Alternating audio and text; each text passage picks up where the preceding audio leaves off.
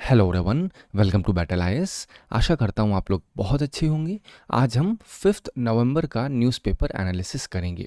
इसमें टोटल मैंने 4 आर्टिकल लिए हैं, जिसमें पहला आर्टिकल बात करता है एक स्पाइडर की डिस्कवरी हुई है जिसका नाम पिलिया मालेनाडू रखा गया है। मैं बताऊंगा कि आखिर ऐसा क्यों किया गया है, फिर आखिर ऐसी कौन सी खासियत है इस स्पाइडर में जिसकी वजह से ये प्रीलिम्स में आने के चांसेस इसके बन जाते हैं। फिर इससे कनेक्टेड जो पीवाईक्यू उठे हैं स्पीशीज़ के ऊपर वो डिस्कस करूंगा। इसका हैबिटेट बताऊंगा मैं, आखिर क्या यूनिक है इस स्पाइडर में। बेसिकली ये जंपिंग स्पाइडर के ऊपर क्वेश्चन है, ठीक है। ये पूरा आर्टिकल जंपिंग स्पाइडर के ऊपर है। नेक्स्ट आर्टिकल बात करता है ब्रिक्स के ऊपर। ब्रिक्स जो करेंटली कोशिश कर रहे हैं कि उनका खुद का एक पेमेंट सिस्टम हो। अब यहाँ पे आपको पता होना चाहिए आखिर ब्रिक्स वाले ऐसा चाहते क्यों हैं, या ब्रिक्स के जो मेंबर्स हैं जो अभी इंडक्ट हुए हैं later on after BRICS also, वो सब क्यों चाह रहे हैं कि उनका खुद का एक पेमेंट सिस्टम हो। तो जब कह रहे हैं उनका खुद का एक पेमेंट सिस्टम हो, तो आपको पता होना चाहिए कि करेंटली कौन सा पेमेंट सिस्टम यूज़ हो रहा है। यहीं पे आपको मैं स्विफ्ट के बारे में बताऊंगा। स्विफ्ट कैसे वर्क करता है, उसके मैकेनिज्म में क्या क्या प्रॉब्लम्स फेस करने को पड़ती हैं ब्रिक्स को, यहीं पे टैरिफ करेंट करूंगा। और इसी में आपको मैं डी डॉलराइजेशन के बारे में भी बताऊंगा। नेक्स्ट आर्टिकल बात करता है एक अर्दन पॉट, ठीक है। बेसिकली एक मटका मिला है जिसमें 103 गोल्ड कॉइन मिले हैं, और ये कहा जा रहा है विजयनगर एरा का है। तो यहाँ पे कुछ पर्टिकुलर एक्ट है जिसके बारे में डिस्कशन हुआ है, मैं वो बताऊंगा। विजयनगर एरा का एक ब्रीफ ओवरव्यू शॉर्ट में आपको दूंगा। यहाँ पे जो पोर्ट्स हैं जिससे क्वेश्चन यूपीएससी पूछे जाते हैं वो भी आपके साथ में डिस्कस करूंगा। नेक्स्ट आर्टिकल बात करता है इंडियन फॉरेस्ट का जो पोटेंशियल है। यहीं पे ग्रीन इंडिया मिशन के बारे में बताऊंगा। यहीं पे आपको मैं कैंपा फंड के बारे में बताऊंगा। उससे कनेक्टेड जो पीवाईक्यूज आए वो भी आपके साथ में डिस्कस करूंगा। इसी से कनेक्टेड क्वेश्चन GS1 2020 में पूछा गया है, examine the status of forest resources of India and it's resultant impact on climate change. तो बेसिकली यहाँ पे जो आर्टिकल है इसी के ऊपर बात कर रहा है कि जो करेंटली इंडिया का एफॉरेस्टेशन हो रहा है, या जो पेड़ लगाए जा रहे हैं गवर्नमेंट के द्वारा या किसी प्राइवेट पर्सन के द्वारा, वो उतने सही क्यों नहीं है, ठीक है। उसके बारे में बेसिकली डिस्कस करूंगा। और जब मैं कह रहा हूँ सही नहीं है, दैट मीन्स उनके अंदर फोटोसिंथेटिक एफिशिएंसी उतनी सही नहीं हो पा रही है। मैं वहां से आर्टिकल को कनेक्ट करूंगा। इस पूरे आर्टिकल की समरी आप बैटल आईएएस के टेलीग्राम चैनल से डाउनलोड कर सकते हैं। चलिए स्टार्ट करते हैं अपना पहला आर्टिकल। अब देखिए आर्टिकल क्या है, आपको हमेशा पता है यूपीएससी अक्सर प्लेसेस इन न्यूज़, कोई स्पीशीज इन न्यूज़ होती है, उसके ऊपर मतलब फेवरेट टॉपिक रहता है, एक दो क्वेश्चन तो पूछ ही लेती है वो, ठीक है। तो यहाँ पे एक स्पाइडर की स्पीशीज खोजी गई है, डिस्कवरी हुई है, जिसका नाम पिलिया रखा गया है, ठीक है। अब पिलिया मालेनाडू क्या है मतलब, तो पिलिया मतलब होता है, ये एक टर्म है वहाँ का, इसका मतलब जंपिंग। मालेनाडू एक जगह का नाम है, एक हिल है बेसिकली जहाँ पे ये मिली है, इसका नाम पिलिया मालेनाडू रख दिया गया। बेसिकली जंपिंग स्पाइडर है, ठीक है। कौन से विलेज में है, मडुगुंडी विलेज, जो कि आपका चिकमंगलुरु में है ये, ठीक। अब यहाँ पे देखिए पॉइंट क्या है जो डिस्कवरी के। पहली चीज क्या है, ये इसकी पहली पिलिया जेनस जो है, इस जीन की जो पहली स्पाइडर थी वो 123 साल पहले खोजी गई थी। तो देखा जाए तो ये आपकी सेकेंड स्पाइडर है आफ्टर 103 ईयर्स। मतलब सेम टाइप की स्पाइडर आज से 123 साल पहले खोजी गई थी, वो उस समय बुक में पब्लिश की गई थी। लेकिन अब ये जो खोज हुई है तो अपने आप में बहुत ही ज़्यादा यूनिक हो जाती। पिलिया का मतलब क्या बताया, यहाँ पे ऑलरेडी मेंशन कर दिया है, आप आर्टिकल से देखेंगे समझ में भी आ जाएगा। इसका मतलब जंपिंग स्पाइडर, ये ऐसे ग्रुप होते हैं, ऐसे स्पाइडर के ग्रुप्स होते हैं जो कि जंप करते हैं, ठीक है। अब इनका हैबिटेट देखिए, जो पिलिया मेलिनाडू होते हैं ये केवल 2 टाइप के प्लांट्स में रहते हैं, 2 टाइप के प्लांट, इसलिए यूनिक है ये। क्या नाम है, मीम साइलॉन, फिर दूसरा क्या है मीम साइलॉन, ठीक है। दोनों मीम साइलॉन है। एक का नाम आप देखो, ये थोड़ा सा आपको नाम लिखेगा अम्बेलाटम, फिर दूसरा लिखा है मलाबैरिसिकम। तो आपको इसके नाम नहीं रटने हैं, बेसिकली बस एक बार पढ़ लो। कुछ ऐसी चीज़ें होती है साइंटिफिक जो होता है मेडिकल साइंस में, या फिर जनरली जितने भी आपके टैक्सोनॉमी होती है बेसिकली जहाँ पे लिखावट होती है, वो अक्सर थोड़ा सा ग्रीक लैटिन में बहुत ही अजीब तरीके से लिखा जाता है। But you don't have to worry about it, आपको सिंपल एक बार पढ़ लो, इसको अम्ब्रेला से याद कर लो, इसको मालाबार से याद कर लो, बस रख लो। क्योंकि यहाँ पे 2 यूनिक स्पीशी मतलब प्लांट हैं जहाँ पे ये पिलिया मेलिनाडू पाए जाते हैं, ठीक है। ये आपको समझ में आ गया।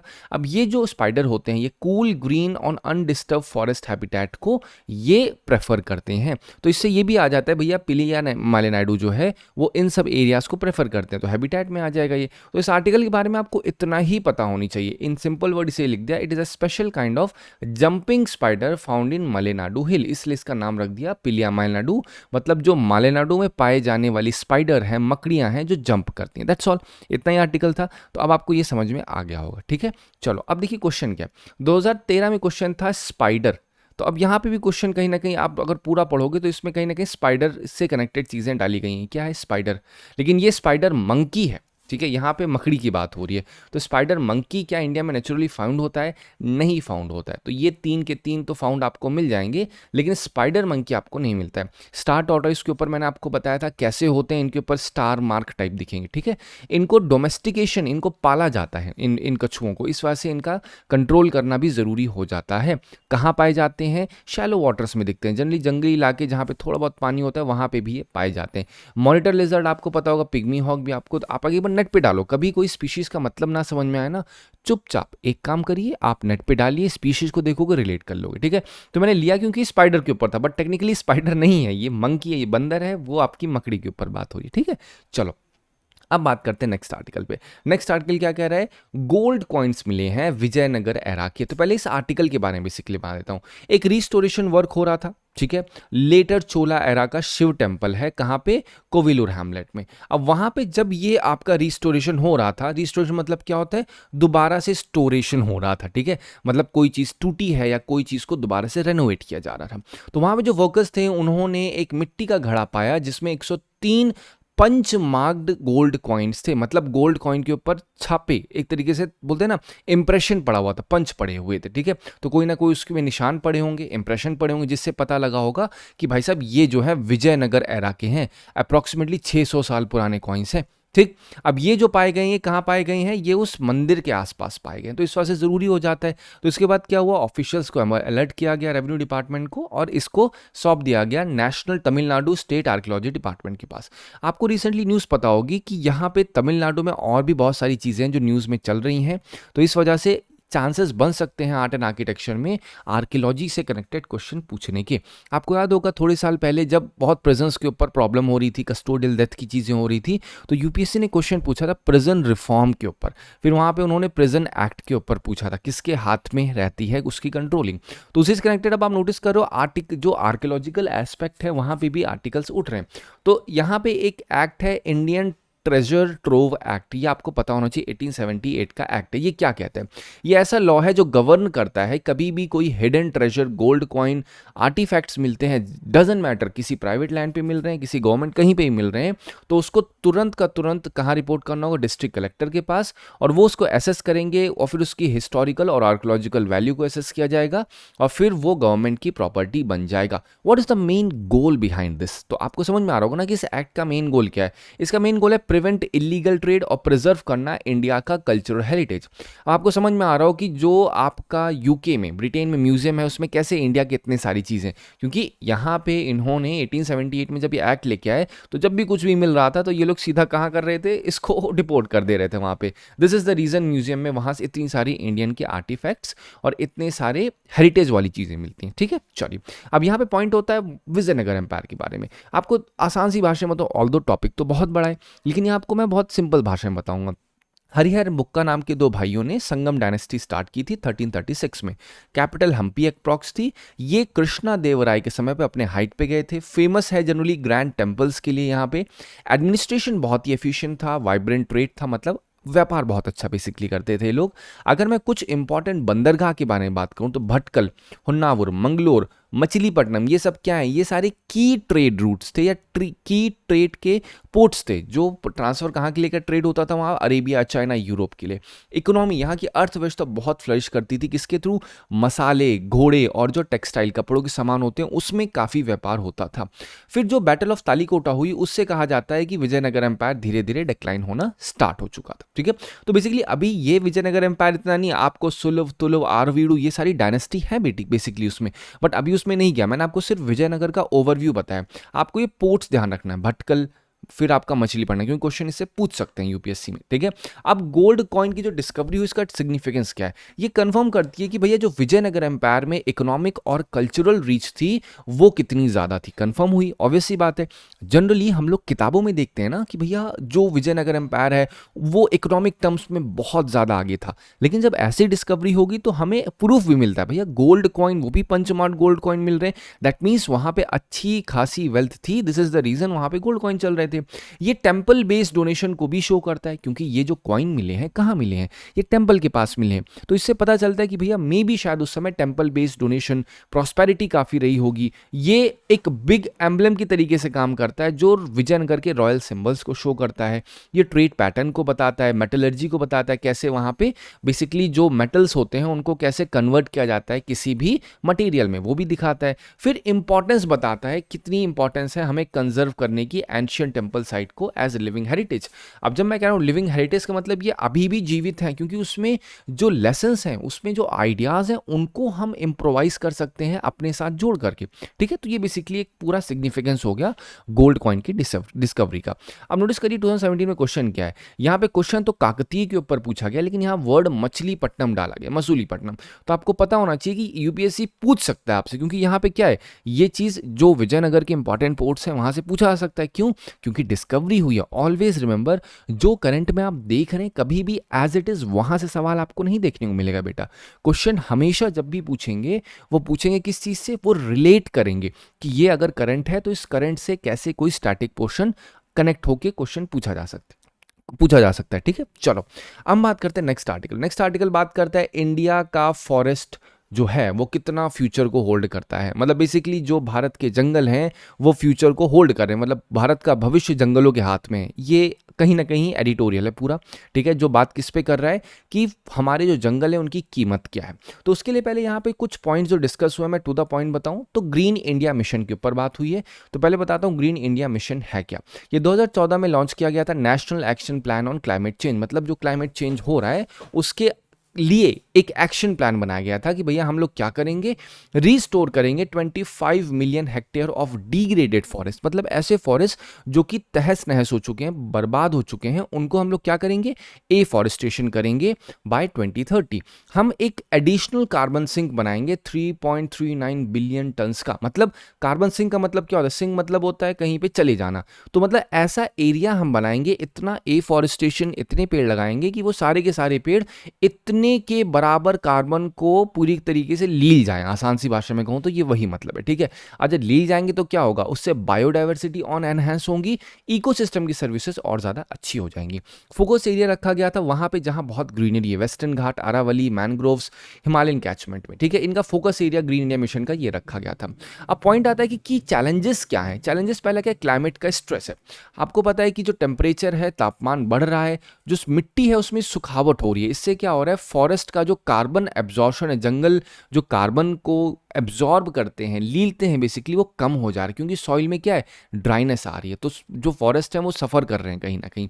मोनोकल्चर प्लांटेशन भी एक चैलेंज है, क्योंकि अभी क्या हो रहा है, जो लोग हैं वो मोनोकल्चर प्रैक्टिसेस कर रहे हैं। मतलब अपने खेत के ऊपर केवल एक क्रॉप को लगा रहे हैं, और इसको लगाने से क्या हो रहा है, चलो लगा रहे हैं वो अलग भी है, लेकिन बहुत जनरली नॉन नेटिव स्पीशीज़ लगा रहे हैं। जैसे इकोलिप्टिस के बारे में अगर आपने सुना होगा तो ये आपने देखा होगा, जो सफ़ेदे का पेड़ जो होता है ये बहुत ज़्यादा पानी को कंज्यूम करता है, और जहाँ पर भी लगाया जाता है वहाँ पे सॉइल काफ़ी हार्म हो जाता है। तो ये भी एक चैलेंज है किसका, ग्रीन इंडिया मिशन का। फंड का यूटिलाइजेशन प्रॉपर नहीं है, लोकल कैपेसिटी बहुत वीक है, क्योंकि फॉरेस्ट के स्टाफ जो हैं उन्हें इकोलॉजिकल रिस्टोरेशन की ट्रेनिंग नहीं पता है। मतलब किस तरीके से एक्चुअली में रिस्टोरेशन करना है। जॉब तो मिल गई है सरकारी, लेकिन ये नहीं पता है कैसे हम स्टेप्स को उठाएं।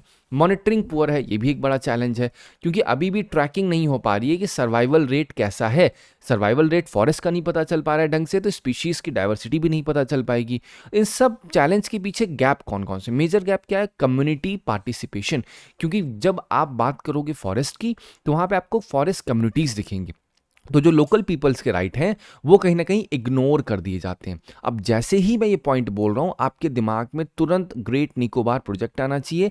वहाँ पे जो कहा है, वहाँ के जो राइट ग्रुप हैं उन लोगों ने क्या क्लेम किया, सिविल राइट ग्रुप ने कहा कि भैया यहाँ पे जो कम्युनिटीज़ हैं, जो शेड्यूल ट्राइब्स हैं, इनको पूरी तरीके से इग्नोर करके नोटिफाई किया गया है कि हमने इनका साइन बेसिकली ले लिया है, बट अभी तक उन लोगों ने इस चीज़ की मंजूरी नहीं दी है। तो ये एक चैलेंज है। तो आप हमेशा कोई भी आर्टिकल को कनेक्ट कर सकते हैं अपने करंट के साथ। फिर क्या कह रहा है, इकोलॉजिकल डिजाइन प्रॉपर नहीं है। अभी भी हमें ये प्रॉपर नहीं है कि हम फोकस किस पे कर रहे हैं, कितने नंबर ऑफ ट्रीज लग रहे हैं, उसकी क्वालिटी नहीं समझ रहे हैं। वैसे हो रहा है ना कि भैया आपने क्या किया, आपने 1 बीघे का नुकसान किया है, डिफॉरेस्टेशन किया है, तो 1 बीघे जाके एफॉरेस्टेशन कर दो। अरे भाई ये भी तो देखो, जो 1 बीघे में पेड़ लगे थे वो 20-20, 25-25 फीट के थे। अब 1 बीघे में जा करके आप छोटे छोटे 1-1, 2-2 सेंटीमीटर के पेड़ लगा दोगे, तो आपको लगता है कि वो 1 बीघे जो पहले आज से 50 साल से लगे हुए 1 बीघे में पेड़, वो उनके बराबर कार्बन सिंक कर लेंगे? नहीं कर पाएंगे। तो ये भी एक बहुत बड़ा चैलेंज है।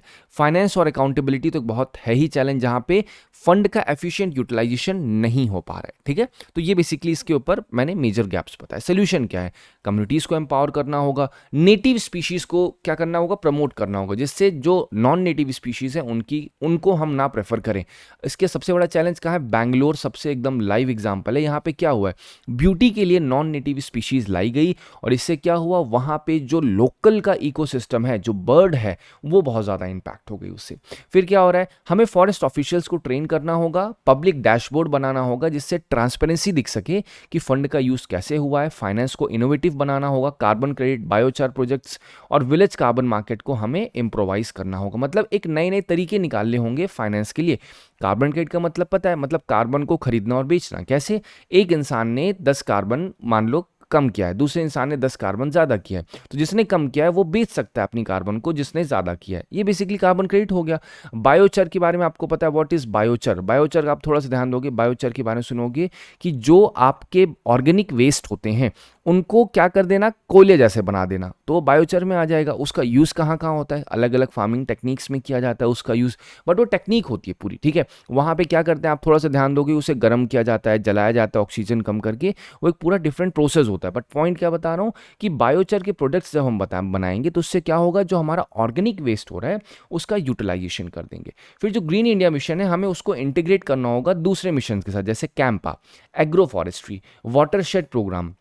अब जितना मैंने बोला है सबसे क्वेश्चन पूछा गया है। जब एग्रो फॉरेस्ट्री दिखा रहा है तो आपको पता होना चाहिए अर्बन फॉरेस्ट्री क्या है। यहाँ पे मियावाकी मेथड के ऊपर सवाल पूछा है, वाटरशेड प्रोग्राम के ऊपर सवाल यूपीएससी ने पूछा गया। अब जब मैं बोल रहा हूँ एक बार चेक करिएगा आप जाके, वाटरशेड के ऊपर क्या पूछा गया, स्कीम, मिनिस्ट्रीज का डाल के इन्होंने सवाल पूछा था।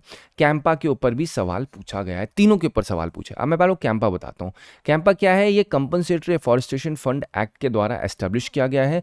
पर्पस है इसके फंड को मैनेज करना, जो कि कहाँ से कलेक्ट होगा, इंडस्ट्री से, जो फॉरेस्ट लैंड को डाइवर्ट करते हैं नॉन फॉरेस्ट यूज के लिए। तो जब कभी कोई इंसान किसी जंगल को काट के कोई ऐसा काम करेगा जो कि जंगल से संबंधित ना हो, तो उन्हें पैसा देना पड़ेगा। तो बेसिकली वही फंड को क्या करेंगे, यूज करेंगे एफॉरेस्टेशन करने के लिए। कौन? ये Campa authority, wild life conservation के लिए और फॉरेस्ट रीजनरेशन के लिए। तो अगर ये किसके द्वारा, कंपनसेटरी फॉरेस्टेशन फंड एक्ट के द्वारा बनी है, दैट मीन्स स्टैट्यूटरी बॉडी हो गई। ये कैसे मैनेज की जाती है? ये नेशनल स्टेट कैंपा अथॉरिटीज के द्वारा की जाती है। दैट मीन्स नेशनल स्टेट दोनों लेवल पे काम होती है। ठीक है, चैलेंज क्या है? यूटिलाइजेशन प्रॉपर नहीं है फंड का, ये भी सबसे बड़ा इसका चैलेंज है। ठीक है, अब और कौन सा इसमें सबसे बड़ा चैलेंज है? अगर आप थोड़ा सा ध्यान दोगे तो यहाँ पे डिलेड इंप्लीमेंटेशन है, और अभी भी इसमें जो डाइवर्टेड फॉरेस्ट हैं वो मतलब बेसिकली इनका गोल क्या है? इनका गोल ये है कि जो डाइवर्टेड फॉरेस्ट हैं उनको रीस्टोर कर देना, और जिन लोगों को कंपनसेशन देना है उनको कंपनसेशन प्रोवाइड करवा देना। मतलब बेसिकली जो उस फॉरेस्ट में रह रहे हैं, साथ ही साथ उनका रीस्टोरेशन, केवल बोलते हैं ना, केवल प्लांट्स का रिस्टोरेशन ना हो, फॉरेस्ट का रिस्टोरेशन ना हो, बल्कि वहाँ पे जो लाइवलीहुड रह रही है, जो उस पर डिपेंडेंट है, उनका भी रिस्टोरेशन। टोटल 95,000 करोड़ का इसका फंड साइज रखा गया है। ठीक है, चलिए हम बात करते हैं 2019 के क्वेश्चन की। क्वेश्चन क्या कह रहा है? Consider the following statement as per law. क्या लिखा गया है? CAFPM, जो कि कंपनसेटरी एफॉरेस्टेशन फंड मैनेजमेंट है, इस अथॉरिटी को एग्जिस्ट करती है नेशनल स्टेट लेवल। क्या करती है? Yes, absolutely. People participation is mandatory. क्या देखो, मैंडेटरी है that is different thing, but क्या एक्ट में लिखा गया है ये चीज? नहीं, एक्ट में कहीं नहीं लिखा गया है कि भैया पीपल की पार्टिसिपेशन मैंडेटरी है। तो one only is the right one. चलिए अब बात करते हैं नेक्स्ट आर्टिकल पे। थोड़ा सा डिटेल है इस आर्टिकल में, दिमाग को, कॉपी को एकदम खोल के बैठिएगा ताकि आपको आइडिया लग सके। पहली 1 बाय 1 चीज समझते हैं। ठीक है, पहले समझते हैं कि जो न्यू डेवलपमेंट बैंक है, ये ब्रिक्स की मीटिंग में, मतलब आपको पता है कि ब्रिक्स के जो मेंबर्स हैं उनके द्वारा ये एग्रीमेंट हुआ, और 2014 में फोर्टलेजा समिट में न्यू डेवलपमेंट बैंक को बनाया गया था। ठीक है, बेसिकली किसको सपोर्ट करने के लिए, जो ब्रिक्स के मेंबर्स हैं, और जरूरी नहीं केवल ब्रिक्स के ही मेंबर्स, बट मेन प्रायोरिटी दी गई थी कि भैया हम लोग उनको सपोर्ट करेंगे थ्रू डिफरेंट मीन्स, जिससे वहाँ की इकोनॉमिक्स, वहाँ का जो ओवरऑल इंफ्रास्ट्रक्चर है वो डेवलप हो सके। चलो ये तो बात हो गई यहाँ पे। अब पॉइंट क्या है, करेंटली यहाँ पे सिचुएशन ये आ रही है कि जो ब्रिक्स का एम है वो रिड्यूस करना चाह रहे हैं यूएस के ऊपर जो डिपेंडेंस है।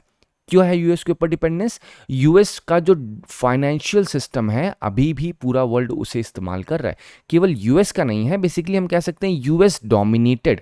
अब जब मैं कह रहा हूँ यूएस डोमिनेटेड फाइनेंशियल सिस्टम है, तो आखिर है क्या वो फाइनेंशियल सिस्टम?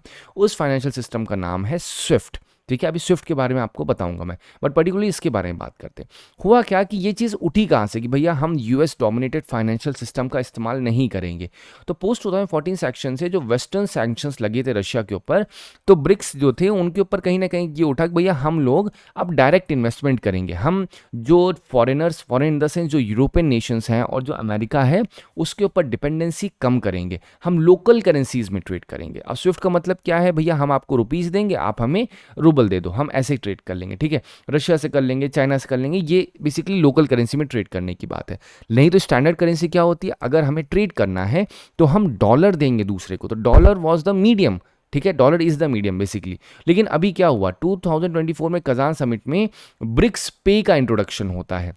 कहा गया भैया ये एक independent cross border payment network होगा। जिस तरीके से आप देखते हो गूगल पे है, यूपीआई है, हर एक देश का अपना एक नेटवर्क है। तो यहाँ पे ब्रिक्स पे का मतलब क्या है, ये ब्रिक्स की कंट्रीज में चलेगा आपस में ट्रेड करने के लिए कजान समिट में। अब कजान समिट के ऊपर क्वेश्चन पूछा गया, कहाँ पे था, रशिया कजान में हुई थी, 16th ब्रिक्स समिट हुई थी। पर्पस क्या है, पर्पस इसका ये था कि भैया हम रिड्यूस करें स्विफ्ट के ऊपर रिलायंस, क्योंकि अभी क्या होता है जनरली कुछ भी अगर पैसा एक कंट्री से दूसरे कंट्री भेजना है तो बीच में स्विफ्ट आता है। स्विफ्ट का मतलब पता होना चाहिए आपको। ठीक है, अब पहले स्विफ्ट का मतलब आपको समझा देता हूं मैं। आप देखिए स्विफ्ट की जरूरत क्या है। आप चलो इसको छोड़ो, आप मैं आपको एक पेज ही ऐड कर देता हूं यहाँ पे आपके लिए। ठीक है, अब जनरली क्या होता है, मान लेते हैं एक स्टेट बैंक ऑफ इंडिया है। ठीक है, दूसरा आप मान लेते हैं यूएसए में एक आपका बैंक है। ठीक है, मान लीजिए सिटी बैंक है, सिटी बैंक तो यूएसए में मान लेते हैं। तो अब हुआ क्या, आपको अपने बैंक से 1,000 रुपए भेजना है, कहाँ पे, यूएसए में।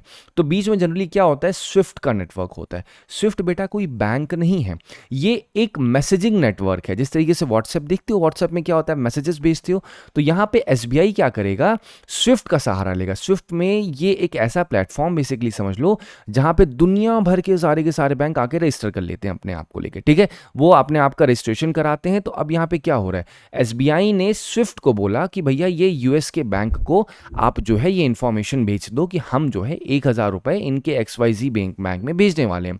तो स्विफ्ट ने क्या किया, स्विफ्ट ने कहा ठीक है। तो एक यूनिक नेटवर्क में, कंप्लीटली सिक्योर्ड प्राइवेट नेटवर्क से स्विफ्ट क्या करेगा, उसी बैलेंस को ले जाके, बैलेंस नहीं उस मैसेज को ले जाएगा। ध्यान रखिएगा यहाँ पे बैलेंस का ट्रांसफर नहीं हो रहा है, बैलेंस का ट्रांसफर बैंक टू बैंक ही होगा। लेकिन यहाँ पे स्विफ्ट क्या कर रहा है, सिर्फ इंस्ट्रक्शन दे रहा है। आपको क्वेश्चन होता है सर जरूरत क्या है, बैंक तो आपस में कर लेंगे, बिल्कुल कर लेंगे, लेकिन कहीं ना कहीं क्या होता है, स्विफ्ट एक स्टैंडर्ड बना के रखता है कि भैया ये एक लायबिलिटी है। एसबीआई ने बोला है कि वो उधर भेजेंगे, तो अब यूएसए को भरोसा हो चुका है मेरे पास यहाँ इस अकाउंट में पैसा आ रहा है। ठीक है, तो स्विफ्ट में अभी क्या हो रहा है, अब जब स्विफ्ट जनरली वेस्टर्न नेशंस जो हैं, बेसिकली जो अमेरिका है उसके द्वारा डोमिनेट हो रखा है, तो रिलायंस हम चाहते हैं कि हमारा स्विफ्ट के ऊपर कम हो और हम लोकल करेंसीज में सेटलमेंट करें, क्योंकि स्विफ्ट में जनरली क्या होता है, डॉलर में चीज़ें बातें की जाती हैं कि भैया हम जो है डॉलर में भेज रहे हैं आपको। ठीक है, अब इसका जियोपॉलिटिकल इंपैक्ट क्या होगा, जो हम मूव कर रहे हैं टुवर्ड्स ओन पेमेंट सिस्टम, उसका ये होगा कि भैया जो ब्रिक्स की है उसकी खुद की सिंबॉलिक नोट आ सकते हैं। क्योंकि इस बार बात हुई थी,